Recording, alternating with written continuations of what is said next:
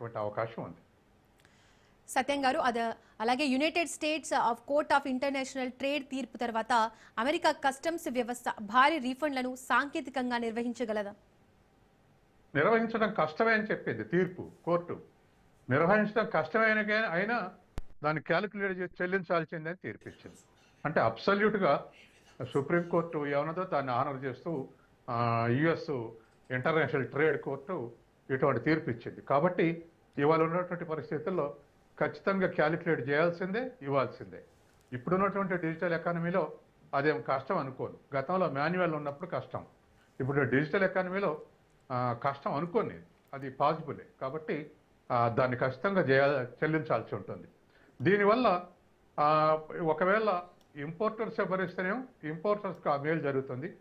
కాదు ఇంపోర్టర్స్ ధరలు పెంచి వాటి కస్టమర్స్ మీదకి ట్రాన్స్ఫర్ చేస్తే కస్టమర్స్ బిల్లు ఆధారంగా ఇవాళ కస్టమర్స్కు లాభం చేకూరేటువంటి అవకాశం ఉంది. ఏదేమైనా ఈ టారిఫ్ అనేటువంటి ఇల్లీగల్గా విధించినటువంటి టారిఫ్ వరల్డ్ ట్రేడ్ని ఆగం చేసింది. వరల్డ్లో ఉన్నటువంటి ఎకానమీస్ అన్ని అతలాకుతలం అయిపోయినాయి.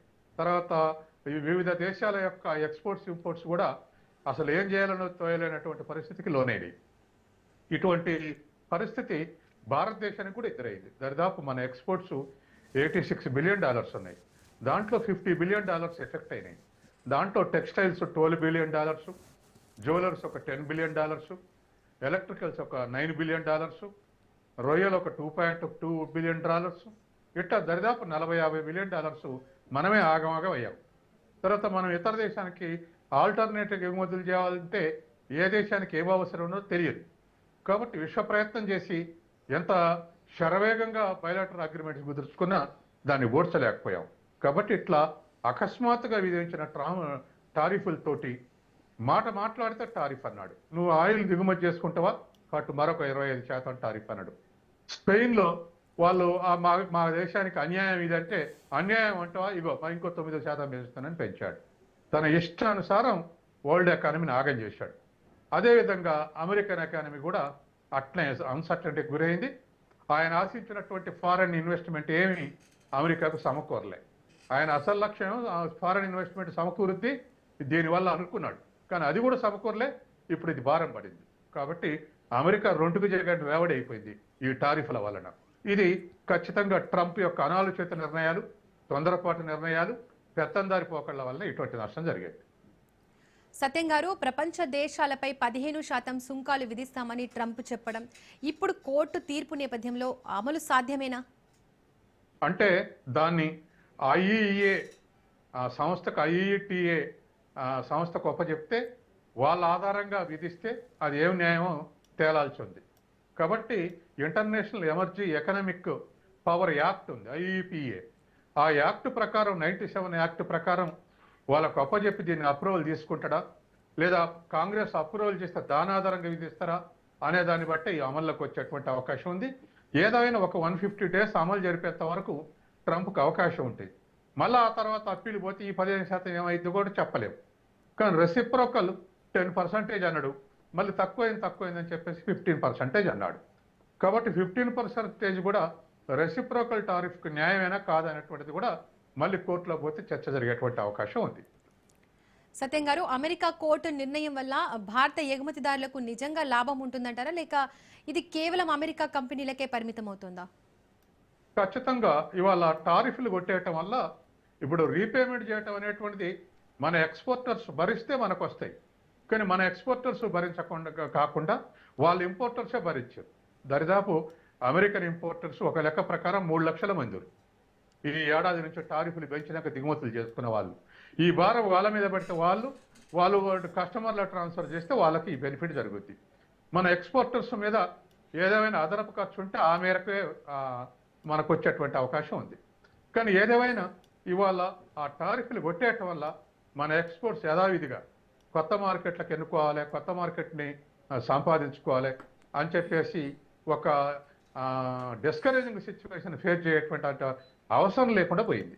వరల్డ్ ట్రేడ్ కూడా ఫ్రీ ట్రేడ్ ఉండాలి అని ఎప్పుడైతే WTO ఏర్పాటప్పుడు 1995లో చెప్పిర్రో ఆ విధంగా ఇప్పుడు మళ్ళీ ఫ్రీ ట్రేడ్ అమలు జరిగేటువంటి అవకాశం ఉంది. కాబట్టి ఒక ఇండియానే కాదు, అమెరికాకి ఎక్స్పోర్ట్ చేసేటువంటి అందరు exporters from all countries they are happy with this judgement. కాబట్టి మన ఎక్స్పోర్ట్స్ మళ్ళీ యథావిధి స్థాయికి చేరుకునేటువంటి అవకాశం ఉంది. సత్యం గారు, ట్రంప్ టారిఫ్ విధానం నిజంగా అమెరికాను ఆర్థికంగా బలపరుస్తుందా లేక అంతర్జాతీయ వాణిజ్యంలో ఒంటరితనానికి దారితీస్తుందా? బలపడుతుందని చెప్పేసి ట్రంప్ ఆ, ఈ పని చేశాడు. అంటే ఫారెన్ ఇన్వెస్ట్మెంట్ అంతా మీకు గుర్తుందో లేదో, మన ఇండియాలో ఉన్నటువంటి శాంసంగ్ కంపెనీకి, ఐఫోన్ కంపెనీలకు వార్నింగ్ ఇచ్చాడు. మీరు భారతదేశంలో ఇన్వెస్ట్ చేస్తున్నారు, భారతదేశంలో ఉత్పత్తి చేస్తున్నారు, భారతదేశంలో ఉత్పత్తి చేసి అమెరికాకి ఎగుమతి చేస్తే మాత్రం నేను టారిఫ్లు విధించి మీ ఫోన్లు రాకుండా చేస్తా, అందుకని మీరు అక్కడ పెట్టే పెట్టుబడి ఏదో తీసుకొచ్చి అమెరికాలో పెట్టుబడి పెట్టండి అని వార్నింగ్ కూడా ఇచ్చాడు. అట్లా అంతర్జాతీయ సంస్థలకు అనేక వార్నింగ్ ఇచ్చే కాకుండా కొన్ని దేశాలు, జపాను, తర్వాత యూయూకు వార్నింగ్ ఇచ్చి బెదిరించి ఒక అగ్రిమెంట్ చేసుకున్నాడు. రానున్న 5 ఏళ్లలో ఒక $600 బిలియన్ మేము ఇన్వెస్ట్ చేస్తామని యూరోపియన్ యూనియన్, మేము ఒక $500 బిలియన్ ఇన్వెస్ట్ చేస్తామని జపాను ఒప్పుకున్నాకనే వదిలేసాడు. అంటే టారిఫ్లు విధించడం ఒక పక్క అయితే, ఇతర దేశాలు ఇన్వెస్ట్ చేసే వాళ్ళని కూడా బెదిరించి మా దేశం ఇన్వెస్ట్ చేయండి అంటే దానికి ఇతర దేశాలు కూడా అంగీకరించినటువంటి ఆ బెదిరింపులకు తట్టుకోలేక అంగీకరించినటువంటి స్థితి ఉంది. కానీ తీరా ఇప్పటి వరకు గత 6 నెలలుగా చూస్తే అటువంటి రిజల్ట్ పెద్దగా అమెరికాకు వచ్చి ఎంప్లాయ్మెంట్ పెరిగినటువంటి స్థితి కనిపించబడలేదు. ఇది ఒక భాగం. అమెరికాకు నష్టం జరిగింది, ట్రంప్ ఆశించేది నెరవేరలేదు. తర్వాత అమెరికన్ ఎకనామిస్టులు కూడా అడ్వైజ్ చేశారు ఇది కష్టమని. ఎందుకంటే ఇప్పుడు మన దేశం గత 30 ఏళ్లుగా ప్రపంచీకరణ కాంచి కూడా ముఖ్యమంత్రులు, ప్రధానమంత్రులు పోయి ఇతర దేశ ఇన్వెస్టర్లు రిక్వెస్ట్ చేస్తుండ్రు, మా దేశంలో ఇన్వెస్ట్ చేయండి అని. చేస్తున్నారు కానీ మన దేశం నుంచి పోయేవి కూడా ఎక్కువ ఉన్నాయి.